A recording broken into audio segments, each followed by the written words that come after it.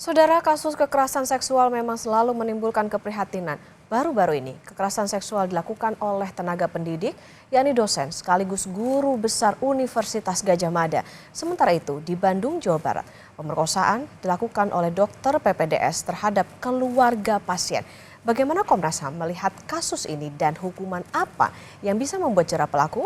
Sudah bersama kami Komisioner Komnas HAM Anis Hidayah. Mbak Anis, selamat pagi. Selamat pagi. Mbak Anis, menarik melihat kasus ini ada satu dokter PPDS, satu lagi guru besar bahkan ini kalangan terpelajar. Tanggapannya melihat kasus ini Mbak Anis? Ya, dan satu lagi kemarin Kapolres ya di satu kabupaten di NTT. Betul. Jadi memang kejahatan kekerasan seksual ini makin hari makin memprihatinkan dan kalau melihat tiga kasus terakhir gitu ya, polanya adalah kekerasan seksual ini dilakukan oleh mereka yang memiliki kedudukan, kewenangan dan menyalahgunakan kedudukan yang dimiliki untuk melakukan satu kejahatan kekerasan seksual ya. Baik itu Kapolres, baik itu dokter, baik itu dosen, guru besar gitu ya. Ketiga profesi itu kan profesi yang memiliki kedudukan, kewenangan untuk harusnya memberikan pelayanan pelindungan, tetapi disalahgunakan gitu. Nah, sebenarnya di dalam Undang-Undang Tindak Pidana Kekerasan Seksual itu sudah diatur di dalam pasal 12 bagi penyalahgunaan kedudukan di dalam Undang-Undang TPKS itu mesti diterapkan penghukuman maksimal ya 15 tahun penjara dan atau denda sampai 1 miliar. Selain itu juga diatur terkait dengan pidana pemberatan. Pidana pemberatan itu diatur di dalam ketentuan pasal 15 Undang-Undang TPKS di mana pemberatan itu setidaknya bisa meliputi 15 unsur, baik itu menyangkut pelaku maupun korban. Nah, dalam kasus tiga TPKS terakhir itu saya kira sangat relevan, terutama terkait dengan ketentuan mengenai pemberatan bagi pelaku adalah bisa diberlakukan jika pelaku itu merupakan tenaga medis atau tenaga kesehatan, kemudian tenaga pendidik, pejabat publik atau tenaga profesional lainnya yang harusnya gitu ya secara kewenangan dia memiliki kesempatan, memiliki kewenangan tanggung jawab untuk memberikan pelindungan, pemulihan dan lain sebagainya gitu. Jadi ini bisa dilakukan pemberatan sepertiga dan juga mempertimbangkan kondisi korban. Nah, di dalam satu ketentuan Undang-Undang TPKS, sekali lagi masih di dalam pasal 15, bahkan secara spesifik itu diatur jika pelaku itu melakukan terhadap korban yang dalam kondisi tidak berdaya atau pingsan gitu dan itu terpenuhi ya di dalam korban di dalam kasus di mana itu terjadi di kasus yang dilakukan oleh dokter ya di Jawa Barat gitu. Oke, artinya bisa dikatakan begini Mbak Anis, ada relasi kuasa yang mendorong pelaku ini melakukan hal tersebut? Betul. Jadi kekerasan seksual yang dilakukan berdasarkan relasi kuasa yang dimiliki, di mana para pelaku ini memiliki kuasa dan menyalahgunakan kekuasaannya untuk melakukan kejahatan seksual gitu. Oke, Mbak Anis tadi kan dikatakan ya bisa diterapkan hukuman maksimal dan juga bahkan ke pidana pemberatan. Lantas yang terjadi saat ini Mbak Anis kalau dilihat dari beberapa kasus yang sudah terjadi, apakah ini sudah diterapkan atau seperti apa fenomenanya Komnas HAM melihat ini? Ya, kalau kasus yang sudah kami pantau itu kan kasus kekerasan seksual yang dilakukan oleh mantan Kapolres Ngada ya, berdasarkan komunikasi dan koordinasi kami dengan Direktorat PPO Mabes Polri memang dilakukan akan atau diterapkan pasal berlapis ya, pasal 6, pasal 12, pasal 15 gitu. Jadi penyalahgunaan kedudukan, kemudian mengakibatkan korban mengalami penderitaan, trauma, apalagi di dalam kasus Kapolres Ngada itu kan korbannya juga anak-anak gitu sehingga pasal pemberatan itu akan diberlakukan gitu dan saat ini proses penegakan hukumnya sedang bergulir. Nah, untuk dua kasus yang lain, yang kasus di Jogja terkait pelakunya guru besar, ini kan sedang dilakukan koordinasi untuk proses penegakan hukumnya. Sementara yang kasus di Jawa Barat itu kan dalam proses penyelidikan. Nah, kita berharap juga eh, pasal berlapis itu juga bisa diterapkan untuk apa? Di dalam Undang-Undang TPKS itu ditegaskan bahwa penerapan Undang-Undang TPKS diharapkan bisa memberikan keadilan bagi para korban, memastikan lingkungan itu bebas dari kekerasan seksual, dan yang paling penting adalah untuk memastikan tidak adanya keberulangan kasus yang serupa di masa yang akan datang gitu. Jadi penerapan hukuman yang maksimal itu diharapkan untuk beberapa hal tadi yang itu merupakan tujuan utamanya pembentukan undang-undang TPKS gitu. Oke, Mbak Anies, ada satu fakta yaitu dari korban atau terduga korban di UGM ini kan korbannya tidak melapor atau dari polisi mengatakan bahwa belum menerima laporan terkait dengan kasus ini. Kira-kira kenapa? Apa yang dilihat Komnas HAM? Kenapa sampai ada korban yang belum melapor sampai saat ini? Tentu pengalaman dari sejarah panjang bagaimana kasus kekerasan seksual itu terjadi dan menimpa pada para kelompok rentan termasuk perempuan, anak ya, terutama mereka yang ada di bawah relasi kuasa itu kan tentu saja memiliki ketakutan ya. Dan fakta-fakta selama ini menunjukkan bahwa tentu saja ada ancaman, ada intimidasi gitu ya. Apalagi misalnya kalau statusnya itu adalah mahasiswa mungkin khawatir kemudian itu mengancam kelulusannya, berpengaruh kepada nilainya gitu. Jadi itu mesti menjadi pertimbangan gitu. Nah, di situ betapa pentingnya kemudian upaya-upaya proaktif dari aparat penegak hukum terutama kepolisian dan kenapa kemudian di dalam Undang-Undang TPKS itu ditegaskan bahwa seyogyanya penanganan kasus TPKS itu dilakukan oleh aparat penegak hukum yang memiliki jenis kelamin yang sama dengan korban untuk memberikan rasa aman bagi para korban selama proses penyelidikan dan penyidikan gitu dan juga diharapkan disediakan rumah aman gitu ya pendampingan psikolog gitu untuk memastikan mereka para korban yang memiliki trauma ketakutan itu memiliki kekuatan pendamping untuk menyampaikan fakta-fakta yang dialami karena itu sangat tidak mudah gitu. Mbak Anies, yang melakukan ini kan profesinya nggak sembarangan. Tadi ada Kapolres, kemudian dosen, bahkan dokter. Harusnya kita tahu mendidik, merawat, mengayomi masyarakat. Tapi kenapa ini bisa sampai terjadi? Apa sebetulnya PR yang harus dikerjakan atau masih menjadi beban begitu bagi instansi-instansi terkait dengan hal ini?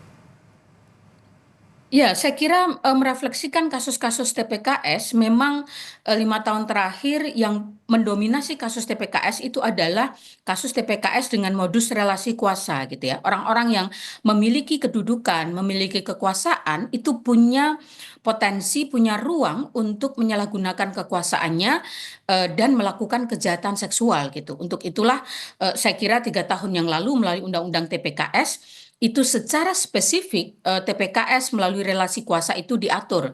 Karena sebelumnya saya kira kita semua juga masih ingat orang yang memiliki kekuasaan di bidang kepemiluan gitu ya atau ketua KPU itu juga sempat diberhentikan dari jabatannya karena melakukan tindakan yang serupa gitu. Artinya bagaimana kekuasaan ini juga memiliki potensi yang besar sekali akan terjadinya tindak pidana kekerasan seksual karena kedudukan yang dimiliki oleh para pelaku dan juga saya kira kuasa yang tidak setara atau hubungan atau kedudukan yang tidak setara gitu ya antara korban dengan pelaku gitu. Jadi saya kira ini mesti menjadi perspektif oleh aparat penegak hukum kita dalam menerapkan undang-undang TPKS untuk kasus-kasus yang saat ini sedang terjadi. Gitu.